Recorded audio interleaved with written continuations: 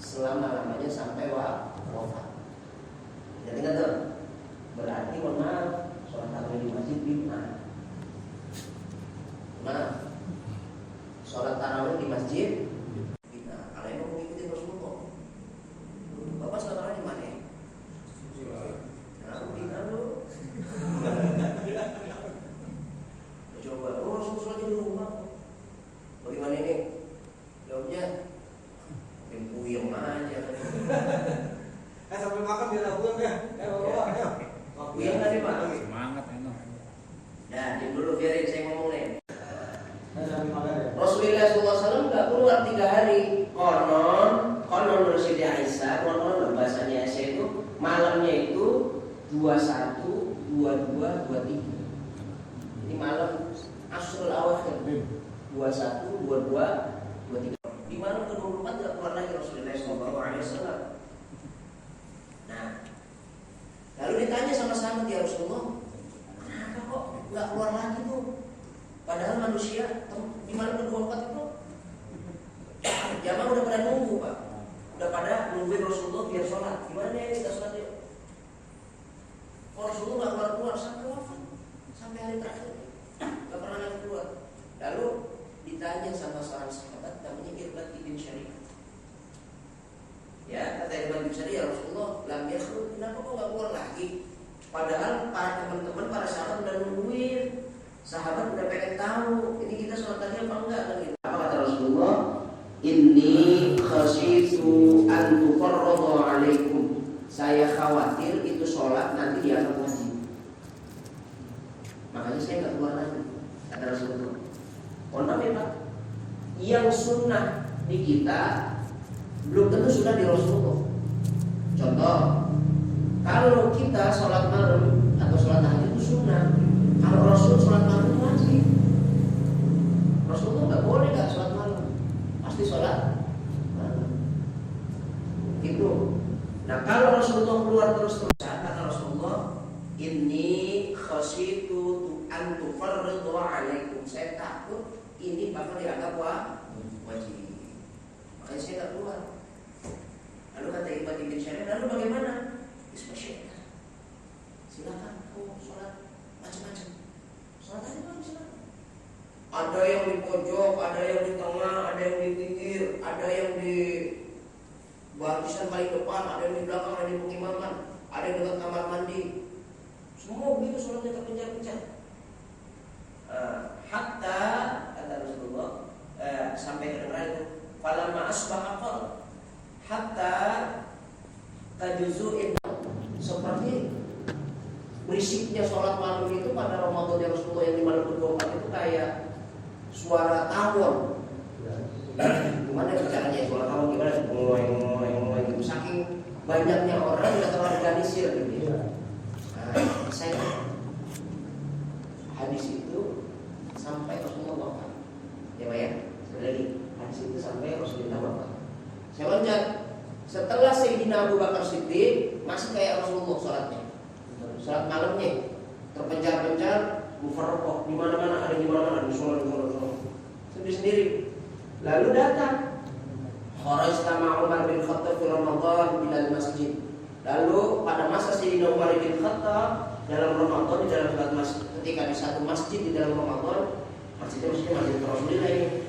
Fa idzan nasa awza'u mutafarriqun yusalli rajul li nafsi wa yusalli rajul wa yusalli bi salati rahtu. Qala Umar, inni ara law jama'tu haula'i ala qari wahidun li kulli amsal. Summa azama fajamtuhum ala abai. Lalu Sayyidina Umar keluar, saya baca ini panjang tadi saudara. Terus Sayyidina Umar masuk, kok melihat orang pada mencah-mencah. Apa kata Rasulullah? Fa'atu abai. Dan Rasulullah apa? Sayyidina Umar itu ngambil pedang. Ayo, lurusin. Yang nggak lurus, buat tebas. Tebasnya begitu. Maksudnya suruh baris parasol. Sahabat yang pada takut ngumpul tuh Pak, pada bikin sok. Lalu Sayyidina Umar masuk ke pedangnya, lurusin. Ada yang teriak sahabat nih. Wa hadhihi bid'atun ya Umar, ini bid'ah, ini enggak dikerjakan oleh Rasulullah SAW. Wah, ada kalimat bid'ah itu. kalimat bid'ah itu zaman sahabat Quran. Ini nggak pernah dikerjain sama Rasulullah SAW. Apa kata Sayyidina Umar? Ni'matul bid'ah hadhihi, sebagus-bagusnya bid'ah ini nih. Maksudnya ini apa? Sholat tarawih berjamaah bareng apa? Anda nih. Jadi ada sahabat yang teriak ketika dirapiin sama Sayyidina Umar, lalu dia bilang, ini bid'ah Umar. Wa hadhihi ni'matul bid'ah hadhihi, sebagus-bagusnya bid'ah yang ini nih, yang ini. Nah, Sayyidina Umar. Sekarang kalau emang itu perilaku bid'ah dan tercela dan dilarang oleh Rasulullah SAW, di antara kita ada nggak yang berani menyatakan Sayyidina Umar itu salah masuk neraka? Yang jawab. Ada? Mungkin Pak Haji Prapto. Mungkin Pak Ujang. Berani nggak? Bilang tuh Sayyidina Umar bikin bid'ah tuh, keliru tuh, salah tuh. Berani nggak? Bang Agus? Berani. Oh, berani. Salah. Mungkin Bang Umar Sayyidina Umar. Kenapa nggak berani? Sayyidina Umar itu asyhadul kiram, orang yang mulia, bahkan 10 dari sahabat Rasulullah yang dijamin masuk surga. Salah satu dari 10 orang yang dijamin masuk surga. Sayyidina Umar. Tapi dia bikin perkara bid'ah, Pak. Bikin perkara baru yang Rasulullah nggak kerjain. Jawabannya bagaimana? Kata Rasulullah dalam sabdanya, "Alaikum bisunnati wa sunnatul khulafa'ir rasyidin." Kalian harus berpegang kepada hadisku, kata Rasulullah. Kalian harus berpegang kepada makolahku, jalanku, dan juga jalan khulafaur rasyidin. Siapa khulafaur rasyidin itu? Abu Bakar, Umar, Utsman, Ali. Para ini ngikutin. Dan Sayyidina Umar bikin tarawih berjamaah. Ditanya sama sahabat, Sayyidina Umar, ini nggak ada zaman Rasulullah. Ni'matul bid'ah hadhihi, ini yang paling enak yang nikmat kayak gini. Yang paling perkara baru, bid'ah itu namanya perkara baru. Perkara baru yang paling bagus yang ini. Kata Rasul, kata Sayyidina Umar. Lalu Rasulullah Sayyidina Umar masuk ke mihrab dimandi. Mulai saat itu sholat tarawih di masjid dan di jamaah. Terlacak dalam kitab fikih. Mulai saat itu tarawih berjamaah dan di masjid. Zaman Rasulullah di masjid apa enggak? Berjamaah apa enggak? Zaman Bakar di masjid apa enggak? Di rumah apa? Berjamaah apa enggak? Enggak. Sayyidina Umar melaksanakannya di masjid berjamaah. Nah, ini harus diikuti. Kenapa? Karena Umar ini muridnya Rasulullah SAW. Kenapa 20 rakaat? Jawaban Sayyidina Umar, tabi'an ila Rasul, ikut kepada Rasulullah SAW. Cuma. Jadi kalau sholat tarawih itu yang pas itu bermakna. Pak, pada diem aja ditanya. Sholat tarawih yang pas itu berapa rakaat? 28. 20. Ya enak sih 28 ya dia. Itu juga 8 juga gitu. Nah. Terus bagaimana riwayat yang menyatakan tadi seperti Pak Gunadi bilang, Rasulullah itu kalau sholat malam tidak pernah lebih dari 11 rakaat. Itu dalilnya bukan dalil tarawih. Dalilnya dalil sholat witir. Jadi Rasulullah kalau sholat witir, bahasa sholat witir itu sholat malam. Sholat malamnya Rasulullah sholat witir di luar bulan Ramadan. Maka Rasulullah di luar bulan Ramadan ataupun di luar bulan Ramadan kalau melaksanakan witir tidak lebih dari 11 rakaat. Ini menunjukkan witir itu maksimal 11, minimal 1 rakaat. Ini maksudnya cak kami.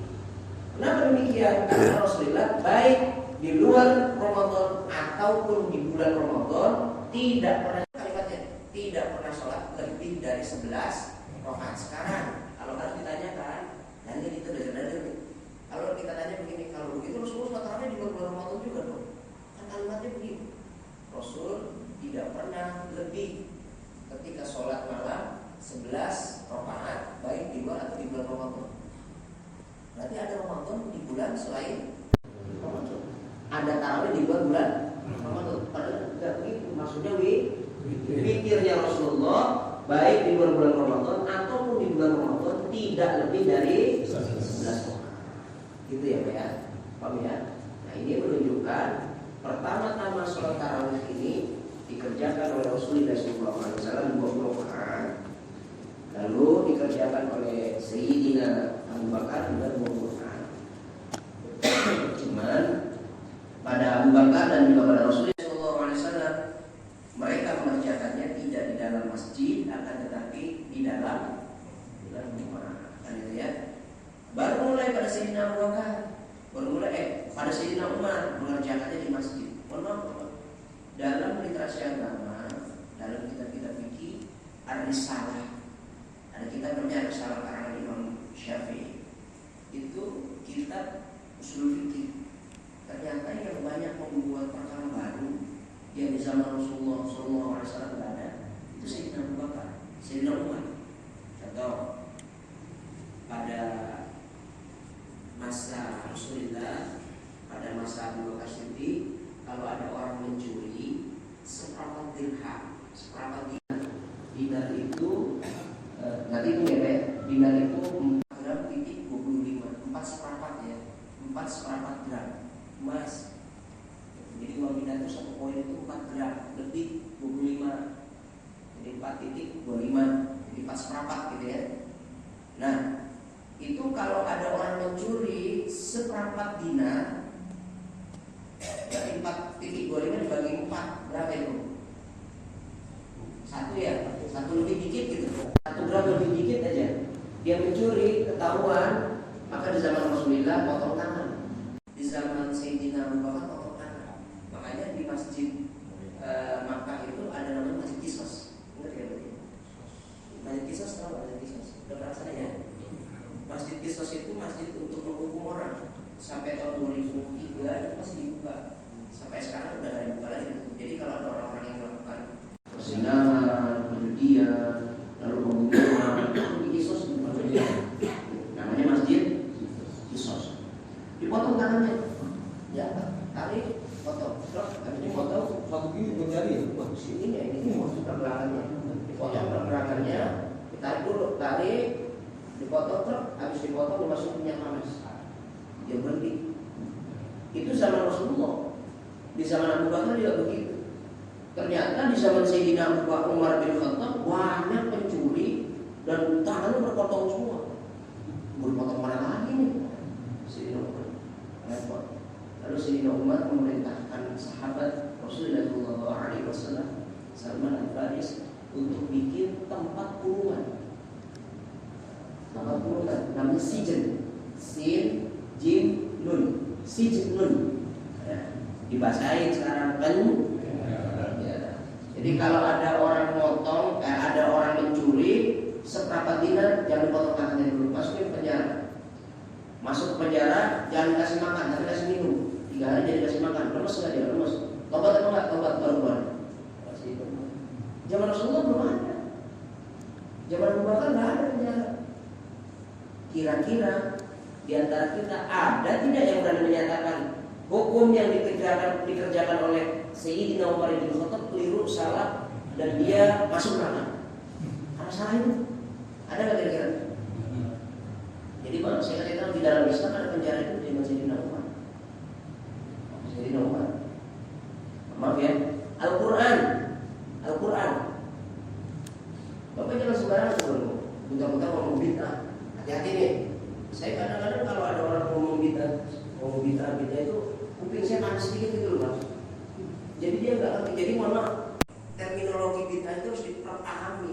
Bukan yang tidak dikerjakan Rasul, bukan yang nggak dicontohkan Rasul. Nanti saya kasih saya pemahaman. Tapi kalau bid'ah itu harusnya tidak ada dalil. Tidak ada dalil. Kalau nggak ada dalil baru jadi bid'ah. Kalau nggak dikerjakan Rasul belum tentu bid'ah. Kalau nggak dikerjakan Rasul belum tentu bid'ah. Nggak ada dicontoh lagi, dicontoh lagi contoh. Al-Quran turun kepada Rasulullah SAW 23 tahun secara mutawatir. Adanya di kulit kambing, kulit onta, tulang sapi dan lain sebagainya. Itu mesti Al-Quran. Tulisannya kalau Bapak nggak percaya sama saya, ini masih ada manuskrip aslinya, tulang dan lain sebagainya. Karena nahnu nazzalna al-Quran wa nahnu nazzalna dzikra wa inna lahu lahafidz. Sesungguhnya kami menurunkan Al-Quran dan kami yang menjaga. dijaga. Masih ada itu di Museum of Turkey. Museum of Turkey itu belasannya kayak dikit. Turki. Mudah-mudahan komandan punya duit banyak, kita diajak ke Turki semua ya. Aku berbong kalau udah, kan nyampe nggak sana. Satu berbong satu pesawat. Hercules dan Hercules datang gitu. Dan soalnya kita lihat Museum of Turkey, di Museum of Turkey itu masih ada Al-Quran tulisan asli. Tulisan sahabat ditulang, di apa namanya?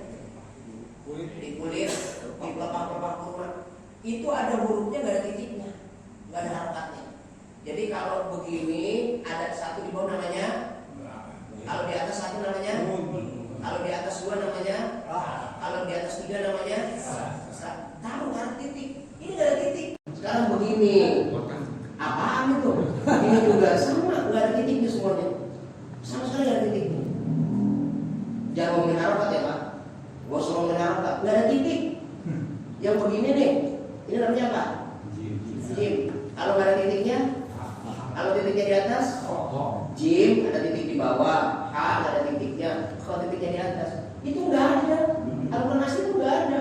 Jim, akho itu sama semua. Mereka nggak ngikutin tulisan karena hafal. Lah Pak Sakio, begini gimana cara bacanya? Jim, akho, yang ada titiknya kabur, benar nggak? Nih. Lalu terjadi perang pada masa Abu Bakar Siddiq. Pada masa Abu Bakar Siddiq terjadi perang namanya perang Yamamah. Orang Islam pada saat itu belum banyak. Orang Islamnya belum banyak, penghafal Qurannya masih terbatas. Dalam perang Yamamah tersebut, orang Islam yang hafal Quran mati 76 orang. Yang hafidul Quran mati 76 orang. Lalu Umar ngomong gini sama Sayyidina Abu Bakar, Abu, ada di bahasa saya ini mah ya Pak, jangan dianggap benar. Tapi ini kalimatnya mungkin Abu Bakar Siddiq, mohon maaf, kita habis perang kehilangan orang-orang yang Al-Quran 76 orang. Saya takut Al-Quran gak otentik lagi nih. Kenapa? Karena yang apa udah gak ada. Ayo tulis. Apa kata Abu Bakar? Abu Bakar ini orangnya hati-hati Pak. Orang tua kan hati-hati ya. Kalau orang anak muda kan berasa rusuk. Kata Abu Bakar Siddiq apa? Bagaimana saya melakukan satu pekerjaan yang tidak dikerjakan Rasulullah. Abu Bakar itu. Makanya Abu Bakar Siddiq itu status quo. Sedangkan Umar bin Khattab reformis. Sama kayak zaman Pak Harto. Zaman Pak Harto status quo, mempertahankan kekuasaan, mahasiswa reformis, selesai. Kata Sayyidina Umar, nggak bisa begitu. Coba tanya pendapatnya Sayyidina Utsman, kira-kira benar atau enggak? Sayyidina Utsman ini orangnya awas tengah, netral. Jadi kayak nggak punya pendirian. Tapi sahabat Rasulullah, betul, saya itu nggak memihak Umar, juga nggak memihak jenengan, Sayyidina Umar. Tapi kalau tidak ditulis, bagaimana orang-orang yang akan membaca? Bagaimana orang-orang yang nggak hafal?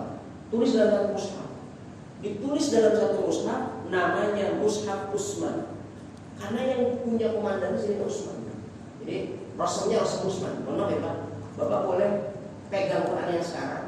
Itu namanya rasulnya Utsman. Karena tulisannya Sayyidina Utsman. Itu salinan Utsman itu. Kopi ada Sayyidina Utsman dari dulu sampai sekarang. Ditulis 4 Quran yang nulis namanya Zubair bin Awwam dan Zaid bin Sabit. Ini sekretaris Rasulullah dua-duanya. Jadi Rasulullah punya sekretaris 1, sekretaris 2. Sekretaris 1 namanya Zubair bin Awwam, yang kedua Zaid bin Sabit. Yang paling top sekretarisnya itu bukan sekretaris pertama, sekretaris kedua, Zaid bin Sabit namanya. Zaid bin Sabit itu punya kelebihan tangan kanan sama tangan kiri bisa nulis berdua bersamaan dengan tulisan yang berbeda. Dia tulis. Jadi hanya dalam 20 hari Al-Quran tersambung semuanya. Karena tangannya main dua-duanya. Ini nulis ini nulis yang lain. Selesai. Coba kalau kita yang satu nulis utang, yang satu hapus semua itu. Itu saya ditulis. Hebatnya saya ditulis. Selesai, ditulis Rasul Utsman. Bi'adamin nuqtati wala bi'adamin harakati. Enggak ada nuqtah, enggak ada harakat. Enggak ada titik, enggak ada harakat. Sekarang Rasul Utsman tertulis ada di Museum of Turkey. Kalau mau lihat, lihat dah sono. Cuman ya ongkosnya berapa sih? Berapa ya? 50.000 nyampe nggak? Gila tuh sono lah. Tertulis itu Quran-Qurannya diselamatkan sama orang ini. Mama kan kalau orang-orang salafi, wahabi yang ada di Mekah itu kan nggak menghargai sejarah, diulangi semua kan gitu. Paling semua. Nah, namanya Rasulullah. Siapa namanya? Tulis saja Sayyidina Utsman, Sayyidina Ali, Hasan Hussein dan lain sebagainya. Satu waktu pas masa Sayyidina Ali, Hasan Hussein masih kecil, ada gubernur dari Basra. Cerita nih. Dan gubernur Basra namanya Abu Aswad Ad-Du'ali. Siapa namanya?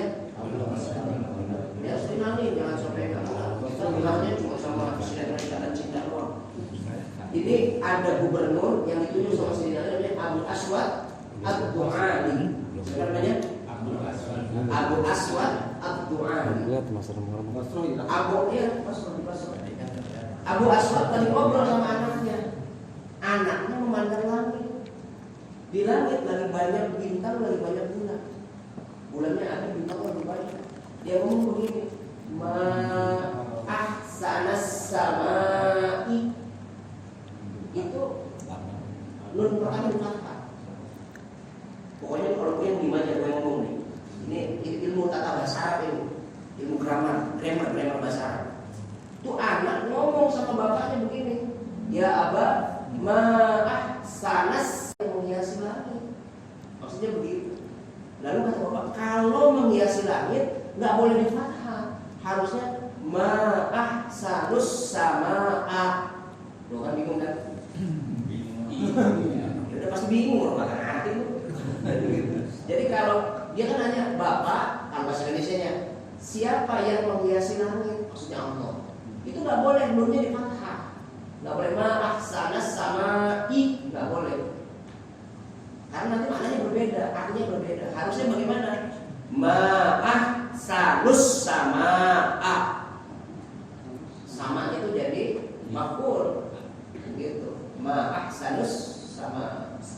Nggak boleh ngomong gitu. Jadi kalau yang siapa yang menghiasi langit yaitu Allah, maka harus di fathah, di doma, lalu hamzahnya di fathah. Akhirnya karena takut salah, Abu Aswad itu pintarnya orang dulu. Kalau kita kalau salah aja kita mah begitu salah ngotot kan. Lu kemarin bunga itu apa salah? Jam Al-Arabi, Mu'jam sini bikin tanda bagaimana orang itu bisa membedakan huruf yang seperti ini. Akhirnya Mu'jam Al-Arabi itu nulis yang begini di titik 1 namanya ba, yang begini di titik 2 namanya ta, yang begini di titik 3 namanya sa, yang begini di titik 1 namanya nun. Ada titik itu ada tanda. Yang di bawah ba yang 1 nun, yang 2 ta, yang 3 sa. Yang begini ada titiknya 1 di bawah jim. Ada menutup nggak ada titik namanya ha. Titiknya 1 di atas namanya kha. Ja, ha, kha. Yang begini nggak ada titik namanya dal. Yang begini kasih titik namanya dal. Jawab. Nggak ketemu Rasul. Orang yang tadi itu. Di samping nggak ketemu Rasul, Rasul itu masih titik kepala. Ada titik, ada orang yang kayak saya, kayak Pak Gunadi, ada titiknya udah nih, nggak ada harokatnya. Sekarang nih Bapak kalau percaya, pegang kitab saya, baca. Saya mau baca. Ilmu mengatur bahasa, mengatur tata harokat. Bapak baca Al-Fatihah atau tidak? Pak Gunadi baca Fatihah ya. Alhamdu. Kenapa hamdu itu dibaca doma? Lillahi. Kenapa Allahnya dibaca kasroh? Alhamdulillahi. Rabbi. Kenapa Rabbi dibaca kasroh? Nggak robba, nggak robbu. Al-alamina. Kenapa dibaca nun fathahnya? Nun dari fathah. Itu namanya ilmu nahwu. Ilmu ngatur harokat. Nah, itu pelajaran sama santri itu. Pelajaran sama santri. Setelah ilmu perubahan harokat, baru ada ilmu namanya perubahan kata. Ada dalam bahasa Arab contoh kata 3 huruf, nun, so, ro, na, so, ro. Artinya menolong. Naso nasoro ini fi'il madhi past tense yang udah lama, telah menolong. Yang akan menolong diganti yansur, akan menolong nasron wa mansoron fa huwa nasirun wa dzaka mansurun unsur la tansur mansur mansur unsur. 14 kalimat perubahannya. Jadi dari nasoro diubah jadi kalimat yang lain. Bisa past tense itu yang lalu, bisa sekarang namanya fi'il mudhari, fi'il amar, pekerjaan yang memerintahkan orang. Unsur tolong dia, kayak gitu. Kalau bahasa Inggris apa ya? Perintah itu apa namanya? Kalau bahasa Inggris kagak tahu, bahasa tahu bisa Inggris, sekolahnya nggak sampai Inggris. Jadi kan sama dengan bahasa Inggris, ada past tense, simple past, present tense kan gitu ya. Kalau dalam bahasa Arab fi'il madhi, fi'il mudhari, fi'il amar. Ya, saya kira pada paham. Nah, ilmu namanya nahwu. Percampuran ilmu nahwu dan sharaf kata Imam Abu As-Sudwari, as-sarfu ummul ulum wa nahwu abuha. Sharaf itu ilmunya ulum, ilmunya ibunya ilmu, sedangkan nahwu itu bapaknya ilmu. Perkawinan antara nahwu dan sharaf maka melahirkan anak yang lain, ilmu yang lain. Ada ilmu fikih, ada ilmu hadis, ada ilmu tajwid. Jangan salah, tajwid itu bid'ah. Cuma Rasulullah nggak ada tajwid itu. Jadi Rasulullah ada dalil, harus begitu. Bid'ah itu adalah sesuatu pekerjaan yang tidak ternaudi dengan dalil. Contoh, kalau sholat subuh dalilnya adalah 2 rakaat. Ada orang sholat subuh 3 rakaat, ada dalilnya enggak? Bid'ah. Lalu syukur-syukurnya atau kemana? Nah, kalau sholat subuh 2 rakaat, 4 rakaat dong. 4 rakaat sholatnya. Bid'ah bukan? Enggak ada dalilnya. Apa nih? Yang biasa punya ada. Kalau ada orang meninggal, bapak ibu kembali, terus takdir orang, habis berdoa dikasih besek. Makan. Nih, ya, makan. Bid'ah apa enggak? Bid'ah. Berarti Ustaz dapat bid'ah. Bid'ah enggak? Ya apa ya? Makanan apa? Makanannya. Kalau tahlilannya enggak ada, tahlilannya itu baca ayat. Gimana? Nih, kita lihat bid'ah apa enggak, ada dalil apa enggak kata Rasulullah. Ahibbul a'mal, paling cinta amal. Saya paling senang sama amal. Saya paling senang sama pekerjaan. Pekerjaan apa? It'amut ta'ami, ngasih makan orang makan. Memberikan makan kepada orang yang lapar. Terus Rasulullah ngomong tuh. Sekarang saya tanya, Rasulullah ngomongnya begini, kasih makan di masjid, kasih makan di jalanan. Pernah ngomong gitu enggak? Itu dalilnya namanya umum. Suruh kasih makan. Berarti ngasih makan di tahlilan. Ada dalil? Dalil di Al-Quran. Nih, jangan hati-hati. Kalau nggak ada dalil di Al-Quran, bid'ah nih. Gimana? Kalau nggak ada dalil di Al-Quran bahwa makanan ini di pengajian bid'ah, yang udah makan bid'ah semua. Kepengen? Bid'ah apa enggak? Kenapa nggak bid'ah? Karena masuk dalil it'amut ta'am, memberikan makan kepada yang lapar. Ya kita tahu ada rumah belum makan, jangan belum makan. Maka di pengajian ada risol, ada tahu, ada yang makan. Ini termasuk dalil berikanlah makan. Rasulullah nggak ngomong di sono ya ngasih makan, di sono ya nggak begitu. Tapi dalilnya umum, berarti ngasih makan kepada orang yang lapar umum. Bisa jadi saat habis puasa kasih makan. Bisa jadi lagi pengajian kita punya rezeki dikit, beli gorengan buat orang yang makan.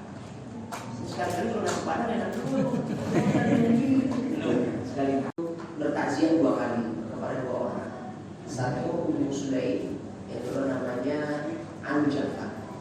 Ummu Sulaim ini orang miskin banget. Tiba-tiba dengan kemiskinannya Ummu Sulaim wafat, lalu dia menyediakan makanan.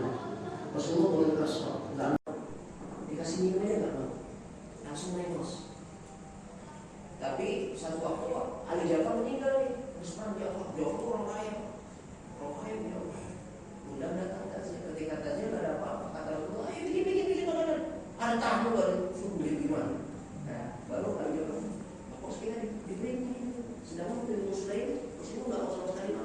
Bikin makanan bagi apa?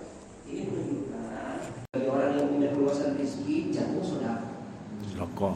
Gitu ya, Pak. Ya mohon maaf, misalnya ya Pak Dikert yang meninggal masa nggak ada air.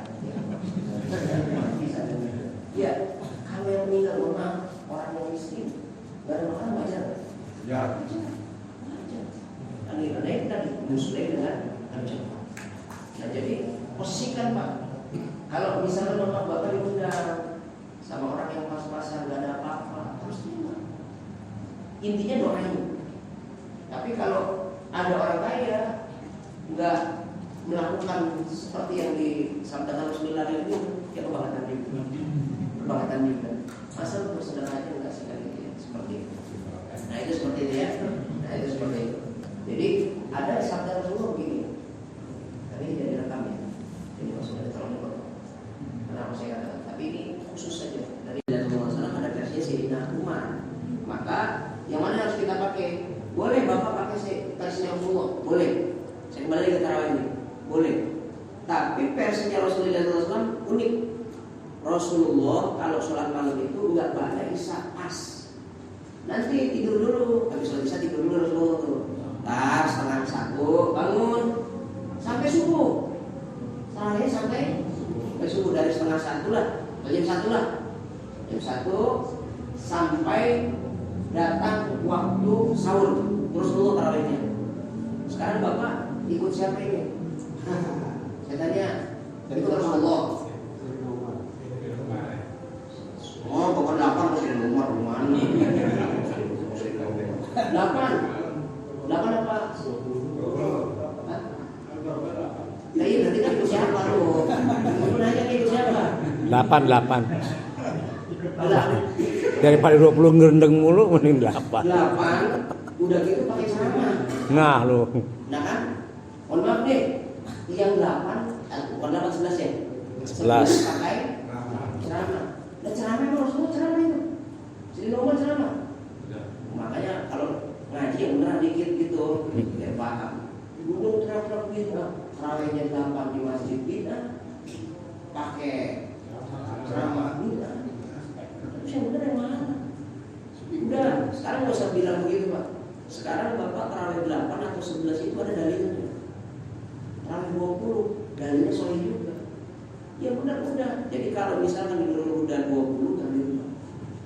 Kalau di Al-Barokah 8 dalilnya. Kemudian di Galib 20 ya. 20 ya. Hebat. Jangan dirubah.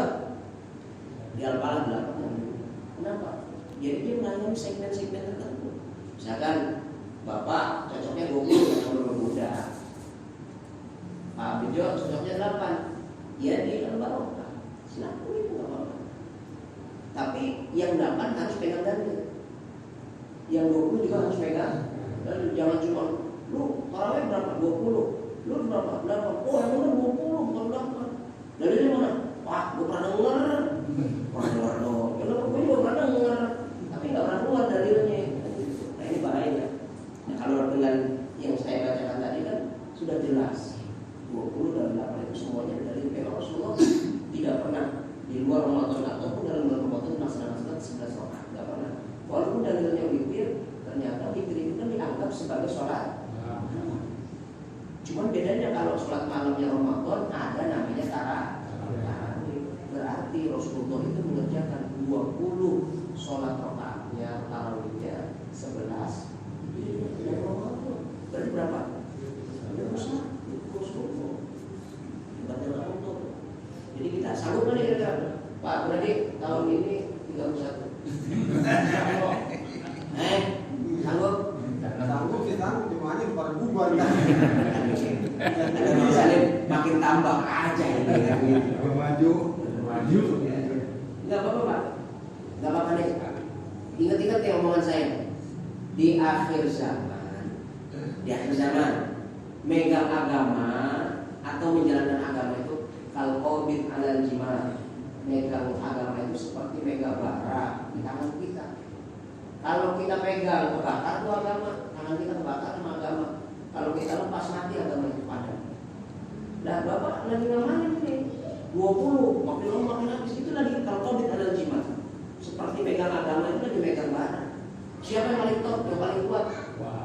Siapa kira-kira nanti itu paling hebat? Nah, gitu ya Pak ya. Jadi saya nggak fanatik 20. Kalau saya diundang, saya kan keliling gitu Pak ya. Kalau diundang 8 ya punya 8.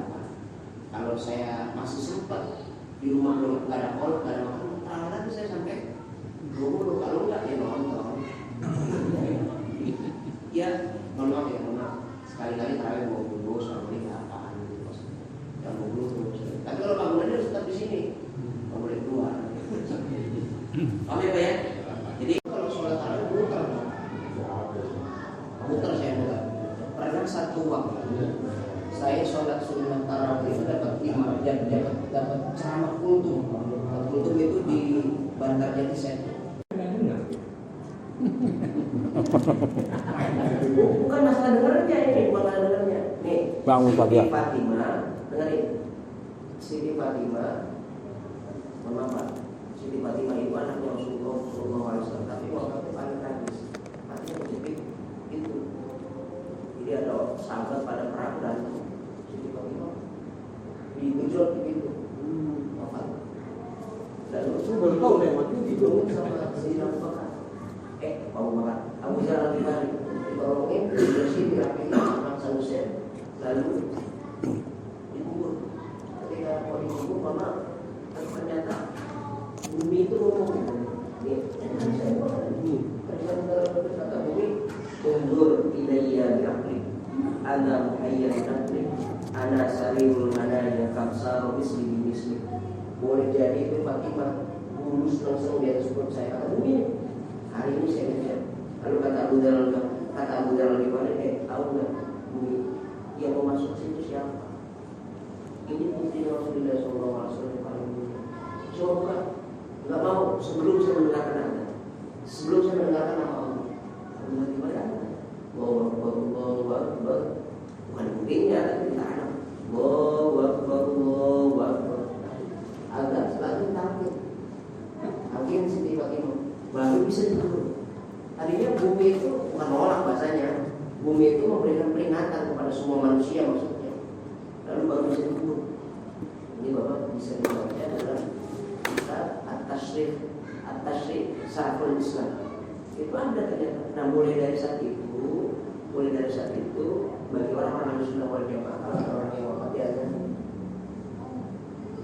Dalilnya mana? Dari Abu Dhar.